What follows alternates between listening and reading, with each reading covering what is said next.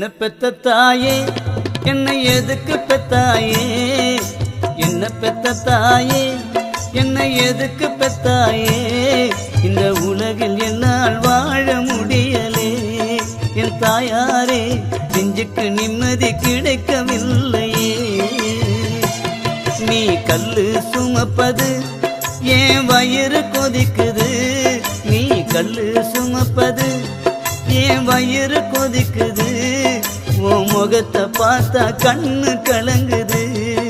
என் தாயாரே பிள்ளை மனம் வாடி வதங்குது. என்ன பெத்த தாயே என்னை எதுக்கு பெத்தாயே, இந்த உலகில்